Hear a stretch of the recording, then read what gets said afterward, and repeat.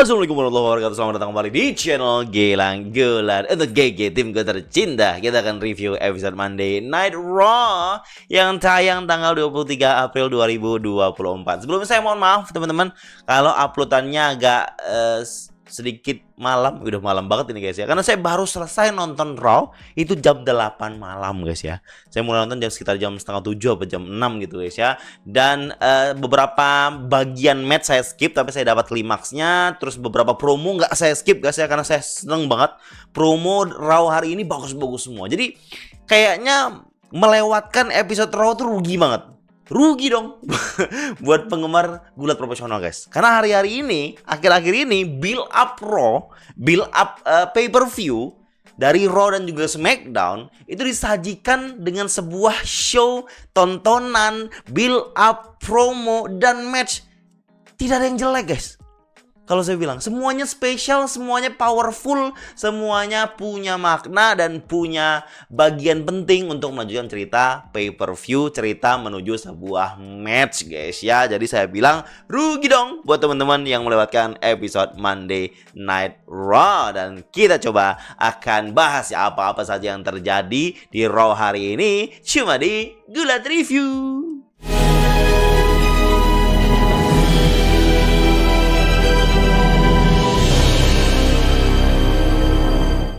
Malam hari ini kita dapat champion baru karena memang sudah dischedulekan Battle Royale untuk Women's World Champion yang ditinggalkan oleh Rhea Ripley karena cedera. Entah itu kayfabe, entah memang cedera yang sebelumnya ada, ya sudahlah ya guys ya. Yang jelas Rhea Ripley harus merelakan atau relinquish championship-nya. Itu terjadi di main event. Jadi sepanjang acara dikasih tuh build up-nya tuh, gambar mereka persiapan pegulat-pegulat wanita yang sudah siap bertarung di Battle Royale. Kita akan bahas di ending guys ya, itu guys ya.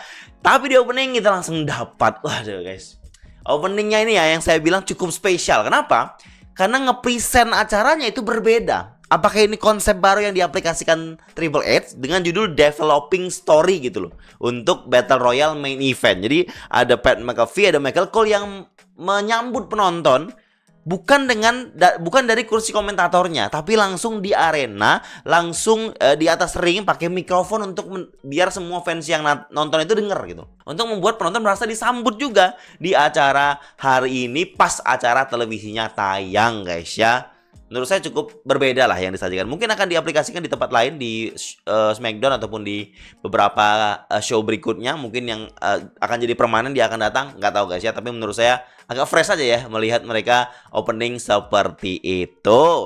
Di opening kita dapat segmennya Jey Uso menyemangati dirinya karena dia adalah #1 contender untuk World Heavyweight Championship melawan Damian Priest yang fix di Backlash.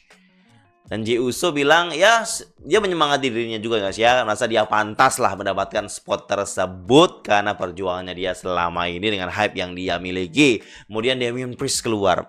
Awalnya dia keluar tuh kayak bersahabat, respect lah sama Jey Uso. Mereka pernah berteman, mereka pernah ya minum-minum bareng, terus mereka pernah ngobrol gitu. Jey Uso pernah bilang ke Damian Priest kalau santai aja bro, kita next, kita yang berikutnya.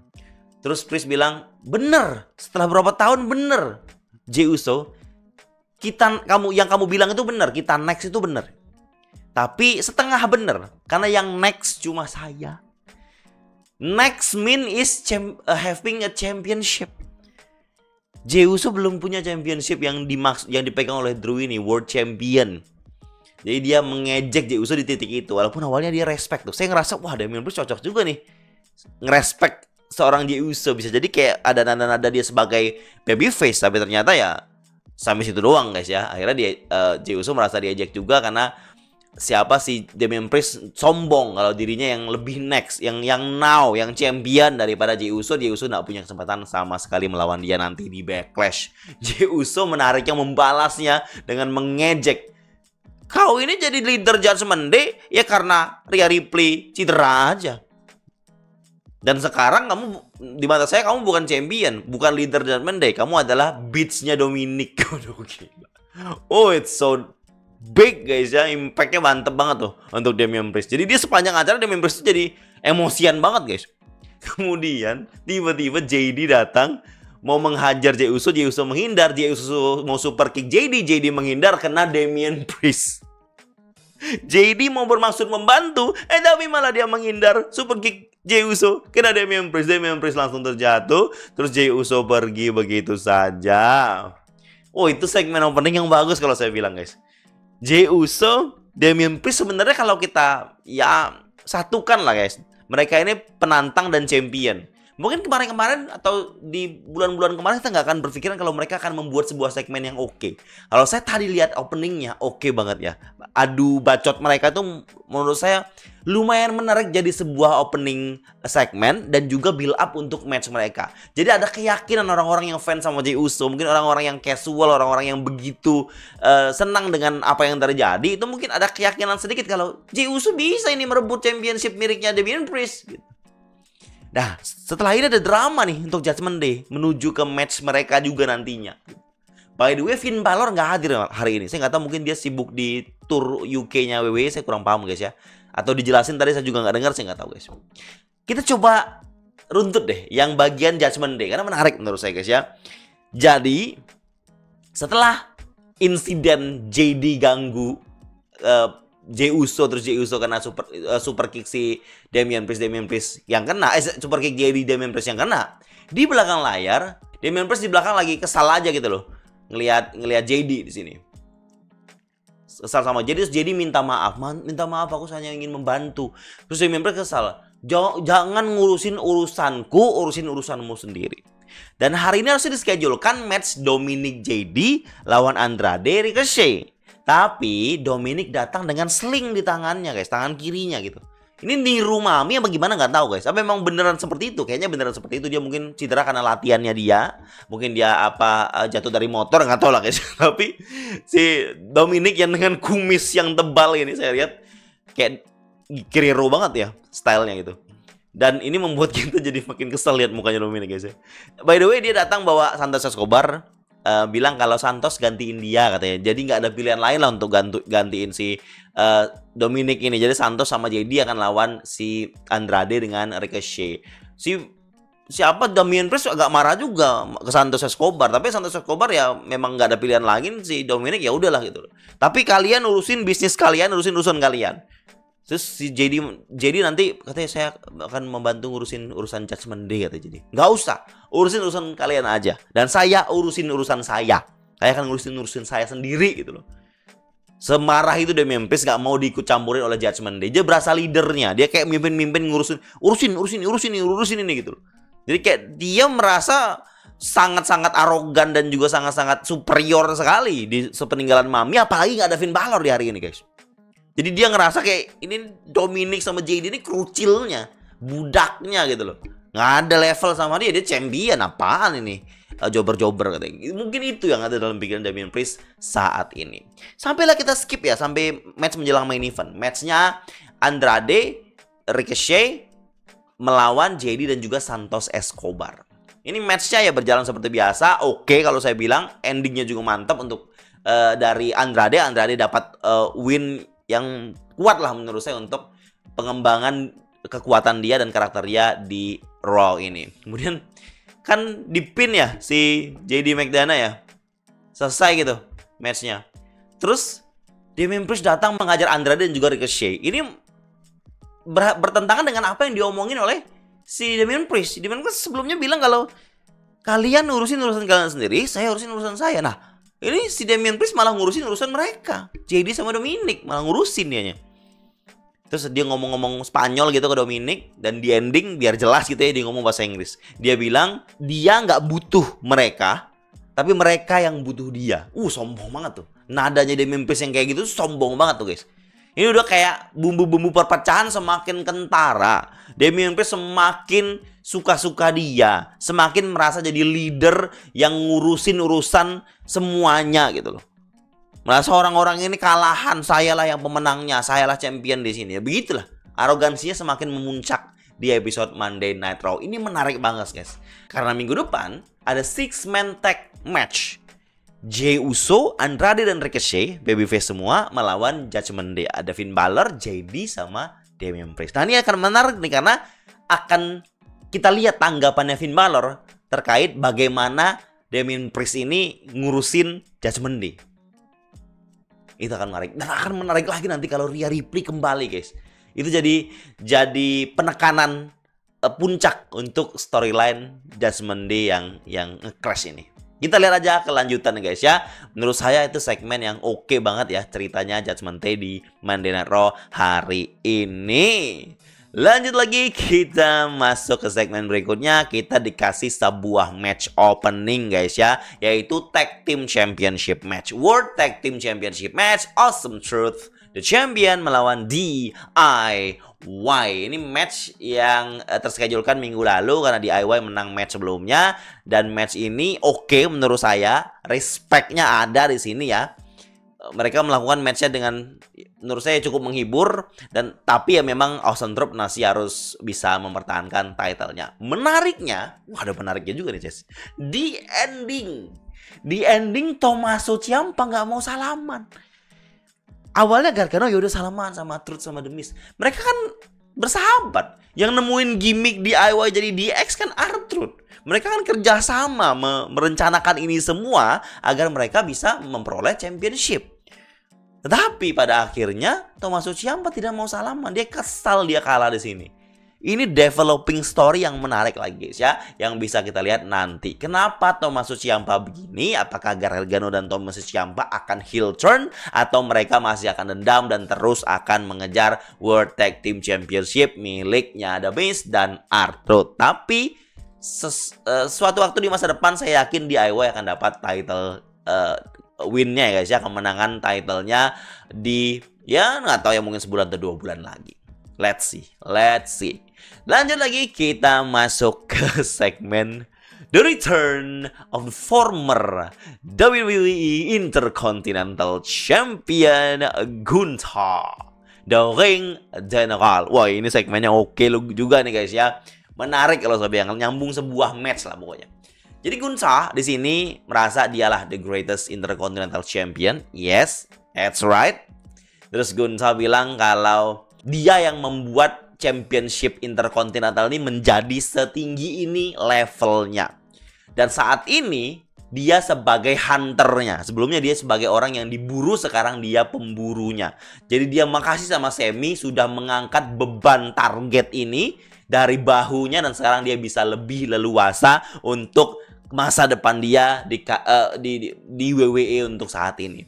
Dan si Gunther ini bilang kalau dia secara resmi masuk ke dalam kompetisi turnamen King of the Ring yang akan diselenggarakan di Arab Saudi di bulan Mei, guys ya. Jadi di bulan Mei itu ada 2 pay-per-view, 2 premium live event. Di awal Mei ada Backlash, di akhir Mei ada King of the Ring atau King and Queen of the Ring Arab Saudi. Setelah menang King of the Ring nanti, kalau dia menang, dia akan memutuskan mau milih lawan championship yang mana yang dia mau, guys ya. Ini kayak mengindikasikan kita kalau pemenang King of the Ring itu dapat memilih match championship lawan siapa saja. Menarik itu, guys. Dia nyebut bisa nantang Sami lagi dan juga championship lain. Berarti tidak menutup kemungkinan dia bisa nantang World Heavyweight atau WWE Undisputed atau US Championnya Logan Paul atau bahkan NXT Championship, guys ya. Dia bisa milih bebas mau nantang championship yang mana. Itu rencananya Gunther. Entah nggak tahu itu hadiahnya untuk memenang King of the Ring, tapi rencana Gunther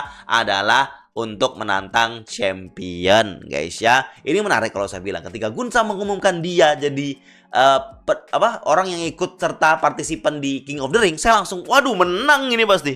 Menang kalau saya bilang, jelas. Saya pernah ngomong, guys, ketika ada yang nanya di Watch Along King of the Ring enaknya siapa bang gitu. Gunther memang sangat-sangat fit dengan gimmick seorang king, guys. Beberapa pegulat king yang pemenang King of the Ring itu British, kayak William Regal, kayak Bad News Barrett. Mereka pakai mahkota terus bergaya seperti king, itu kayak cocok banget, guys, kalau saya bilang sebagai King of the Ring. Karena kan di Eropa atau di UK itu kan nilai kerajaannya itu sangat kental, guys ya. Kalau di Indonesia sih Yogyakarta, guys. Jadi kalau ada pegulat dari Yogyakarta cocok tuh menang King of the Ring. Atau dikasih gimmick The Sultan. Oke, anyway, lagi ngomong nih, kayak Gunther udah selesai, dia akan berencana akan menang King of the Ring. Kemudian keluar The New Day, ngejek-ngejek lah. Ngejek-ngejek si Gunther yang nggak ada title-nya lagi, nggak ada title-nya lagi. Apaan gitu. Xavier Woods menjelaskan kalau dia menang King of the Ring sebelumnya 2021 kan dia yang menang. Gunther membalas 2021 tuh King of the Ring-nya tuh gagal. Pemenangnya kayak begini gitu katanya. Dan Ring General Gunther masuk King of the Ring ini mau meningkatkan standar pemenangnya nanti. Benar guys. Ini era baru kata Gunther. Harus ada standar baru untuk King of the Ring. Benar guys. Kalau saya lihat ya, kalau Gunther yang menang, dia mungkin bisa menaikkan standar turnamen ini. Kalau dibuat tahunan, pemenangnya itu akan bergengsi lagi gitu loh. Bukan jadi kayak cuma sekedar ngasih gimmick doang. Kan track record King of the Ring kan selama ini kan jelek banget guys. King Corbin waktu bahkan sejak Bad News Barrett megang King of the Ring tuh kayak King of the Ring itu jadi hanya cuma ngasih gimmick doang ke seorang pegulat yang tidak dapat cerita. Dapat gimmick jadi ada yang dibanggain. Nah, dengan nanti Gunther terlibat dan mungkin nanti menang, mungkin guys ya, saya nggak tahu. Itu mungkin akan menaikkan strata seorang pemenang King of the Ring. Itu yang saya nantikan. Kalau saya ditanya mau nggak Gunther menang, mau saya guys melihat Gunther menang. Tapi kita lihat ya story bagaimana turnamen ini berlangsung.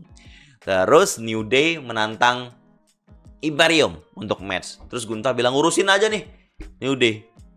Ya udah, match lah mereka guys ya. Terus di match ini berlangsung seperti biasa. New Day cukup impresif bertanding. Imperium Ludwig Kaiser Giovanni Vinci ya deliver seperti biasanya.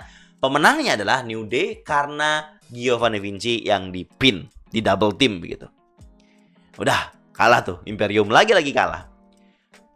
Waktu sebelum WrestleMania, jauh sebelum WrestleMania, permasalahan Imperium ini memang Vinci doang yang selalu kalah, selalu jadi korban untuk dipin.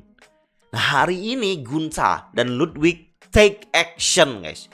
Mereka beraksi yang memang sudah seharusnya, sudah sejak lama mereka harus lakukan. Dan mereka kan memang sempat ngerasa awalnya Vinci kalah-kalahan terus. Ini kan Gunther ngomong ke Ludwig urusin ini Vinci. Begini nih harus progres lah ibaratnya, harus ada perbaikan. Saya tinggal dulu waktu itu, ingat kan guys? Nah, sekarang Gunther udah muak. Marah dia, dibanting kursi komentator. Dia kan standby di komentator tuh pas matchnya New Day sama Imperium. Dia kayak marah gitu ngomong berbisik ke Ludwig di depan meja komentator sementara Vinci masih di atas. Ngomong gitu. Nggak dengar guys. Tiba-tiba Ludwig kayak diam gitu mengiyakan. Ludwig naik ke atas, dia kayak bantu-bantu Vinci keluar sampai di bawah Vinci dihempaskan ke ring apron guys. Buk gitu, dihajar habis-habisan guys. Ngeri banget Vinci dihajar di sini guys. Kayak Vinci ini mau off lama gitu loh. Dihajarnya bertubi-tubi sampai dia bisa wasit terus dihajar lagi oleh Ludwig Kaiser. Dan ini jelas Vinci di depak, di kick out dari Imperium. Vinci bukan lagi member Imperium. Mungkin ada yang berlangsung berpendapat, oh pasti Ilja dimasukin untuk main roster nih masuk Imperium. Oh pasti pegulat British lain. It's okay kalau memang mau masukkan itu. Tapi saya rasa untuk Ilja kayaknya nggak cocok untuk jadi member ataupun bawahannya Gunther untuk saat ini ya. Jadi nggak tahu juga sih bagaimana rencana Triple H. Tapi untuk saya pribadi saya merasa saya lebih suka Imperium tuh. Saya bukan Imperium tuh ya. Saya lebih suka Gunther tuh cuma ditemani Ludwig lagi aja. Saya lebih suka itu. Jadi kayak berdua sama Ludwig aja jadi kayak present dia kayak temennya dia atau mendampingi dia sampai akhirnya nanti Ludwig mengkhianati Gunther. Nah, itulah jadi sebuah feud tuh. Kan Ludwig mau di-push solo nih atau single wrestle. Nah, kalau saya bilang untuk sementara Ludwig sama Gunther aja. Gak usah nambah orang, gak usah ada Imperium lagi dulu. Biar lanjutnya ke Ludwig dapat single push. Itu pendapat saya, itu yang saya inginkan melihat progress ini. Dan it's a great segment. It's a great progress of a story.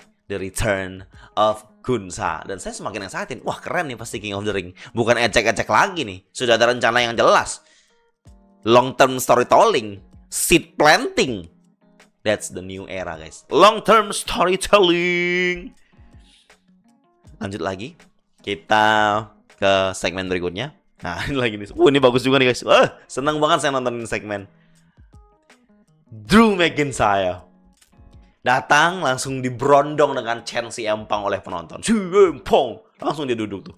Duduk bersila ala si Empang. Seperti biasa ya, McIntyre ngejek-ngejek penonton di sini.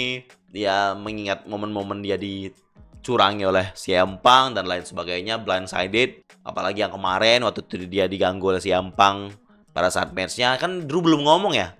Raw kemarin dia kan nggak sempat ngomong, masih marah aja. Raw ini dia ngomong nih. Pokoknya dia kesal, marah. Memang balas dendam dia harus ke CM Punk. Dan sekarang dia memutuskan dia mau refocus, merubah fokusnya guys. Setelah dia digagalkan oleh CM Punk terus untuk mengincar world title itu. Dan dia juga mengungkap dan mengumumkan kalau dia akan masuk King of the Ring Tournament. Ini pas dia ngumumin ini saya berpikir, hela diganggu CM Punk lagi pasti. No chance Drew menang guys. Selama CM Punk masih akan siap untuk menantang Drew ke momentum berikutnya, Drew pasti akan diganggu CM Punk di momen pentingnya nanti. Mungkin finalnya Drew lawan Gunsa. Drew mau menang, CM Punk ganggu lagi, Gunsa yang menang. Ini early prediction guys ya. Kalau memang ini benar prediksinya, teman-teman harus klik video ini bagian tadi terus masukkan ke Discord gitu. Terus pada saat ngomong keluarlah Sheamus yang mengintervensi. Langsung it's a shame now lah. Harusnya pas return kemarin langsung itu musiknya guys. Jelas gitu loh. It's a shame last hey. Harusnya gitu. Saya langsung seneng gitu denger entrance itu. Waktu dia return entrance-nya bukan itu, musik awalnya gitu dulu, Celtic Warrior dulu. Sekarang barulah it's a shame. Oh itu yang bagus, itu yang saya suka, itu yang saya tunggu kemarin. Walaupun ya setelah musik Celtic Warrior muncul it's a shame, gak kedengeran. Di layar aja gak kedengeran musik itu. Nah sekarang kedengeran, nah itulah ya guys ya. Sheamus masuk, langsung Sheamus itu kayak marah sama Drew. Ada apa ini Drew? Kamu kok menyalahkan orang lain atas kegagalanmu? Sheamus mencoba memperjelas nih salahnya Drew di mana. Drew itu berhasil dapat momentum dia menang world title di depan penonton banyak di WrestleMania. Itu momen pembalasannya Drew yang dimana sebelumnya dia pernah menang world title, nggak ada penonton masa pandemi. Sekarang dia berhasil kemarin di WrestleMania, menang, sudah selebrasi di live crowd. WrestleMania moment, Drew dapatkan itu. Tapi Drew sendiri yang merusaknya. Dia malah fokus untuk urusan sosial medianya. Istrinya udah nonton, keluarganya nonton. Dia malah fokus nge-tweet. Pada saat setelah menang dapat momentum itu, dia malah ngejek-ngejek si Empang biar dapat sosial media attention. Nah fokusnya ke situ kata si Sheamus. Dan akhirnya itu yang membuat kau kalah. Kesombonganmu, fokusmu yang tidak ke championnya, malah ke si Empang dan sosial media dan t-shirt, merchandise dan segala macam meme apa gitu. Sheamus jelas menyalahkan Drew di posisi ini. Drew membalas Sheamus dengan mengejek postur tubuhnya yang gendutan ini. Sheamus sebelumnya memancing, ingat nggak dulu kita sebelum saya cedera kita banger after banger after banger after banger. Terus Drew balas, iya setelah kau cedera kau burger after burger after burger. Kena Sheamus. Drew kan jago banget tuh kalau ngambil momen sosial media. Dia ambil tuh momen di situ, ngejek beratnya Sheamus. Sheamus nggak mau mempersalahkan itu karena memang adanya dia begini pas ada turun sekarang gitu loh. Dan di belakang layar emang orang pada ngejek begitu, dan Drew bilang saya ngambil quote ejekan ini dari orang-orang belakang layar. Ketika orang-orang ngejek Sheamus seperti itu, saya membela kau di belakang gitu. Jadi Drew tuh masih menunjukkan bagaimana dia itu masih menganggap Sheamus ini sahabatnya dia. Dia membela Sheamus di belakang. Dan Drew mau membuktikan kalau dia masih di pihaknya Sheamus dengan dia bilang ke Sheamus, di match abis ini aku akan watch your back, aku akan mengawasimu gitu. Aku akan membantu kau mengawasi mula gitu.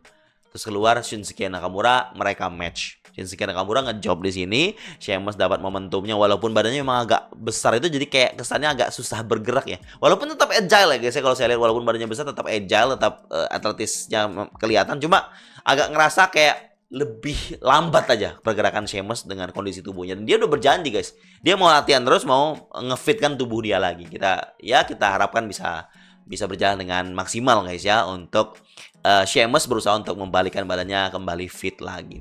Ini menarik lagi kalau saya bilang, bisa jadi Sheamus masuk King of the Ring turnamen juga. Dan ini bisa melanjutkan kisah antara Sheamus dan Drew ini. Yang mana mungkin Sheamus entah nanti feud dengan Drew menjelang CM Punk return, atau bahkan Sheamus akan bersama Drew, guys. Memihak Drew sebagai heel juga. Nggak tahu guys ya kelanjutan seperti apa. Tapi saya sangat senang sekali dengan segmen promo tadi. Promo it's a good segment guys. Semua promo yang ada di sini good kalau saya bilang. Worth it, nggak ada skip guys. Oke banget.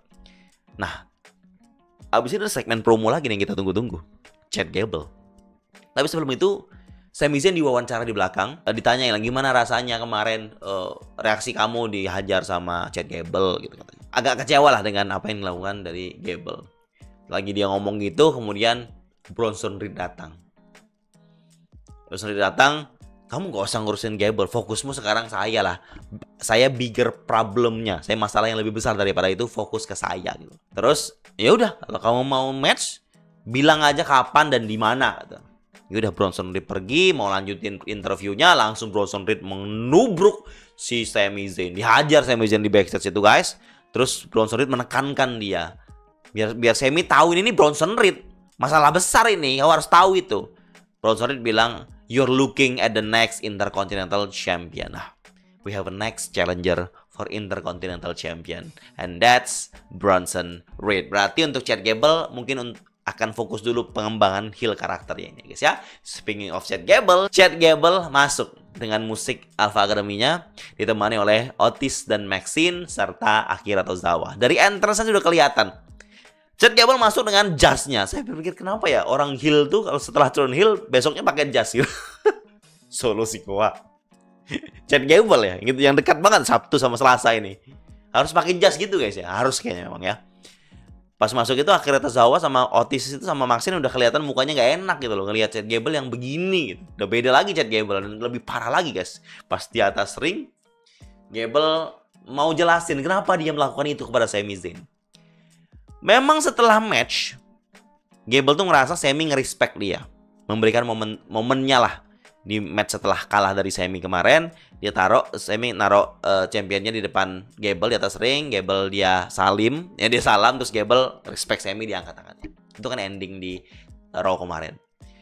Terus pas Gable sudah mau pergi, Sami fokus ke istrinya. Dia taruh juga title-nya di bawah, dia fokus ke istrinya. Disitulah momen dimana Chad Gable nggak terima dengan slogan Dolph Ziggler. It should have been me. It should have been me.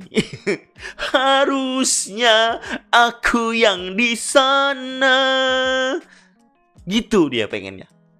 Harusnya dia yang dapat momen itu, menang Intercontinental title, meluk istri dan anaknya di arena. Itu yang seharusnya. Tapi malah Gable malah fokus ngelatih Sami untuk persiapan lawan Gunther. Harusnya dia bisa latih dirinya sendiri untuk persiapan lawan Gunther, untuk Intercontinental Champion. Tapi malah Sami yang dia latih dan Sami yang dapat. Kesal, dia marah, dia lihat Sami begitu ya dia hajar Sami. As simple as that. Gable merasa dia harusnya yang di sana. Tapi malah Sami yang dia latih sendiri. Dia kesal dengan apa yang dilakukan sendiri. Bahkan dia pertebal dengan di saat orang fokus untuk championship, saya malah fokus ngelatih Sami dan ngelatih orang-orang yang selalu kalah. Orang-orang pecundang. Iya, dia merujuk kepada ya orang-orang dia latih di belakang dia. Orang member Alpha Academy. Dia bilang Akira Tozawa, kamu itu funny man Akira Tozawa. Kalah terus. Memalukan lah ibaratnya. Pathetic. Itu lanjut ke Maxine. Maxine juga katanya. Walaupun ada momentum kamu bisa menjadi pegulat yang lebih baik, tapi kamu tetap bodoh, dia bilang gitu. Lanjut ke Otis. Otis my number one guy. Kamu juga nggak ada bagus-bagusnya. Jadi kayak dia mengejek apa yang dia latih. Dia ngelatih orang-orang jobber yang dia latih. Orang-orang yang kalah, pecundang-pecundang semua. Nah, dia benci dengan hal itu. Dan mulai sekarang dia mau member Alpha Academy ini nurut maunya dia. Sekarang Chad Gable bilang dia nggak mau fokus ngelatih ataupun fokus untuk orang lain. Pokoknya semua orang yang ada di sini, dia ngomong untuk member Alpha Academy ini, kalau Sekarang fokusnya adalah saya. Fokusnya adalah saya untuk menang title. Untuk menang Intercontinental title. Yang mau silahkan bilang, no matter what. Jadi dia bilang, dan kalian semua harus mau no matter what. Harus melakukan apapun itu. Seterpaksa apapun itu demi Chad Gable bisa meraih targetnya. Bisa meraih tujuannya. Apakah kalian mau? Terus Otis mewakili semuanya. Otis ngomong keras-keras. Terus bilang, no matter what. Oke, maksudnya itu guys ya. Dia mau bela Chad Gable, bantu Chad Gable apapun perintahnya. Berarti di sini udah selesai nih segmennya. Chad Gable masih memimpin Alpha Academy di saat Alpha Academy masih belum terima dengan sikap Chad Gable yang sekarang. Nah, menurut saya progres ini nggak sebentar. Butuh waktu beberapa saat dulu guys ya untuk Chad Gable fokus untuk biar Alpha Academy ini nurut sama dia dulu. Mungkin akan ada penolakan, mukanya nggak enak, mukanya mungkin Tozawa sama Otis mukanya agak nggak enak ngikutin kemauannya Gable. Tetapi ini progres cerita guys ya. Chad Gable mungkin nanti setelah ini akan bisa membuat Otis dan Tozawa menjadi orang yang lebih beringas lagi dengan kemampuan atau karakter heel dia nantinya. Atau mungkin Gable akan mencari orang baru untuk menjadi anteknya, mendampingi dia untuk ya sebagai bagian dari faction dia sebagai heel, ketua yang heel. Ada yang mungkin bisa guys. Mungkin bisa jadi pendampingnya Gable dan heel. Pikiran saya saat ini adalah The Creed Brothers. Menarik tuh guys. Creed Brothers ada di belakangnya Chad Gable sebagai heel. Ini akan mengulang Team Angle story guys. Menarik guys. Menarik kalau saya bilang guys ya. Tentang Chad Gable ini, dan alasannya juga cukup jelas juga apa yang membuat dia melakukan itu kepada Sami Zayn.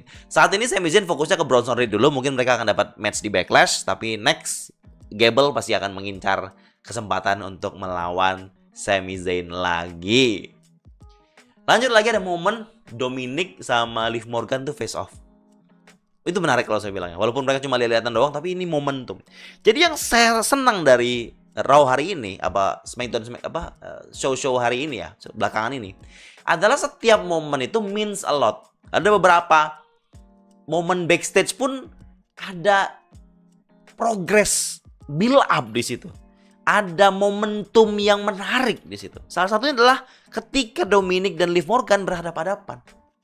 Di mana story-nya kita tahu Liv Morgan yang membuat Mami cedera. Terus Dominic pasti dendam banget, benci banget sama Liv Morgan ini. Dan dikasih momen face to face itu di backstage. Cuma segitu doang guys. Tapi itu means a lot kalau saya bilang. Good one. Sampai kita segmen berikutnya, ada segmen match ya. Ricochet Andrade, Escobar sama J.D. Quintana sudah saya bahas tadi. Lanjutlah sampai kita ke main event. Ini penting kita bahas guys ya. Battle Royale itu sudah panjang banget nih ceritanya. Gak apa-apa lah guys, kita panjang-panjangnya aja. Kayaknya untuk non-member juga saya upload deh kayaknya. Setelah teman-teman member sudah pernah nonton, mungkin setelah jumlahnya 100 ya penontonnya, atau 90-80 nanti kita publish. By the way, Battle Royale-nya ada 14 orang yang bertanding. 14 pulut wanita. Tadinya mungkin 15. Xia Li sebelum dipecat kan tampil dalam poster Battle Royale ini. Tapi ya, akhirnya dipecat ya dihilangin. 14 orang yang bertanding guys. Dan yang penting cuma 3. Jadi 14 orang yang ada di sini. Yang kita tunggu cuma 3. Karena memang build up-nya cuma di 3 orang. Mustahil kalau orang itu keluar dari awal. Karena sisanya build up-nya cuma di mid card. Ke tag team cuma sasaran mereka yang semua selain 3 orang ini. Liv Morgan, Becky, Nia Jax, cuma 3 orang ini yang penting lah dalam Battle Royale ini kalau saya bilang. Gak ada yang penting lainnya. Ya, kita tahu Maxine dapat momentumnya. Dia mengeliminasi si Candice LeRae dan Indy Hartwell. Itu momen yang sangat bagus. Maxine di awal-awal oke banget kalau saya bilang guys ya. Dia dapat momentum beberapa kali sampai dia dieliminasi. Chelsea Green yang sudah jatuh ke bawah tapi dia naik lagi pada saat wasit nggak lihat. Wasit fokus lagi ke bawah ya. Lagi masuk ke bawah gitu. Dan sisanya ya pulat tag team semua ya, kita coba sebut aja guys ya. Chelsea Green, Piper Niven, Maxine Dupri sama Ivy Nile, Candice LeRae sama Indy Hartwell, Katana Chan sama Kaden Carter, Zoe sama Shayna Baszler. Natalia cuman nggak sama Tegan Nox saja, ini Natalia sendirian nih. Natalia. Tegan Nox nggak ada, nggak tahu kenapa, sakit mungkin. atau absen dia mungkin ya, nggak tahu. Harusnya tambah 3 knock sudah lengkap tuh tag team semua isinya. Nah, yang penting kan di sini cuma Liv Morgan, Becky Lynch sama Nia Jax. Nah, mereka tiga orang tersisa di ending. Ada momen di mana Piper Niven dieliminasi, Piper Niven menarik Becky Lynch ke bawah dari bawah gitu. Terus Becky Lynch mengajar Piper Niven di sana, terus akhirnya Piper Niven mau banting Becky di meja komentator, terus Nia Jax juga ditarik ke bawah. Nia Jax menghajar Piper Niven, kasih Samoa drop gitu, beberapa kali dikasih Samoa drop. Dan itu momen besarnya cuma di situ. Becky terkapar dengan announce table yang sudah hancur di bawah, jadi match masih fokus di atas. Sisanya Shayna sama Zoe juga kerjasamanya lumayan bagus, tapi bukan mereka yang penting di sini. Sampai di ending, 3 orang ini, Nia Jax, Liv Morgan, sama Becky Lynch. Kalau teman-teman mau menghemat waktu, match sesungguhnya ada di sisa 3 orang ini aja. Nah, itu menarik semua tuh. Wah, itu momentumnya oke kalau saya bilang guys ya. Tapi saya nonton match ini, saya sudah tahu siapa yang menang, karena sudah kena spoiler tadi. Jadi saya tinggal menunggu aja momennya di mana gitu. Momennya agak maksa kalau saya bilang guys ya, momen kemenangan itu agak gimana ya, main handle slamnya juga kurang sempurna kalau saya bilang. Padahal kalau Oblivion itu menangnya oke banget tuh. Dan Becky Lynch mendapatkan championship-nya lagi yang ke-7, Women's World Champion, Becky Lynch. Nah, banyak nih yang saya mau komentarin nih guys ya, banyak yang berpendapat gak suka sama Becky Lynch menang champion, beranggapan kalau treatmentnya Becky Lynch kayak Hulk Hogan. Ada meme yang mukanya Becky disamain sama Hulk Hogan gitu karena menang title malam ini. Banyak yang gak suka. Banyak yang pengen Liv Morgan kayaknya. Kalau saya bilang ya, kayaknya memang WWE gak ada pilihan lain guys. Mungkin Becky tuh mau off dulu sebenarnya. Ini kasusnya kayak Jon Moxley waktu itu, yang pengen off tapi dia harus balik lagi karena memang butuh star power untuk pegang title dulu sementara waktu. Ini kan Rhea Ripley gak sesuai rencana dia off. Orang yang memang bisa dikasih title aja untuk bisa megang dan levelnya sudah masuk gitu loh, nggak perlu build up lagi, nggak pilihan yang mudah lah kalau saya bilang. Ya Becky. Terlepas dari Liv Morgan yang lagi di-push sama Nia Jax yang monster di sini. Tapi Becky pilihan yang paling tepat. Untuk sorry to say kalau saya bilang untuk transitional champion. Karena menurut saya memang yang lagi push ini adalah Liv Morgan dan Nia Jax. Antara mereka berdua mungkin akan pegang title setelah Rhea Ripley kalau Rhea Ripley nggak cedera. Tapi kan Rhea Ripley cedera, Liv Morgan build up-nya belum kuat. Jadi Becky dulu pegang. Nanti Liv Morgan pasti ngincar itu. Mungkin next Liv Morgan, tapi nggak tahu nih Becky akan pegang title berapa lama. Mungkin gara-gara ini Becky tuh harus nggak jadi off gitu, nggak jadi off lama dia. Kan rumornya kan ada saya baca si Becky Lynch itu mau off dulu untuk keluarga. Sementara Seth Rollins juga lagi cedera, lagi off juga gitu. Jadi kalau mereka off semuanya kan jadi mereka bisa spend time together as a family. Tapi karena memang obligasi yang harus dilakukan, Triple H butuh star power dari seorang Becky, ya udah Becky balik. Nah, dia pegang title tuh. Nah, dia build up title ini nih. Biar levelnya masih bagus sampai nanti Liv Morgan bisa menang atau Nia Jax bisa menang dapetin title itu. Biar presisinya masih kerasa gitu loh. Kalau saya bilang gitu. Pendapat saya itu guys ya. Mungkin ya ada banyak kecewa, saya paham guys ya. Kayak Becky Lynch lagi gitu. Ya Becky Lynch istirahat aja gitu. Memang harusnya diistirahat guys. Tapi Triple H butuh dia untuk pegang dulu sebentar. That's it. That's my gulat review for memberku tercinta. Dan juga saya akan share untuk publis guys ya. 1 hari setelah ini. 1 hari setelah video ini upload. Dan videonya sorry banget diuploadnya malam-malam. Karena saya baru nonton selesai malam ya saya bilang tadi. Dan overall menurut saya episode Monday Night Raw hari ini non-skippable. Harus nonton. Buat teman-teman yang memang mengikuti ceritanya guys ya. Mengikuti apa yang terjadi. Kalau teman-teman yang mungkin nggak begitu paham bahasa Inggris, nggak ada waktu untuk nonton. Saya runtut reviewnya ini ya, gulat review ini untuk teman-teman itu semua. Teman-teman yang kayak gitu yang butuh itu gitu. Tapi untuk beberapa match yang saya bilang bagus di review ini, teman-teman harus balik ke YouTube nonton match itu. Dan segmen promo itu kalau paham. Segitu aja.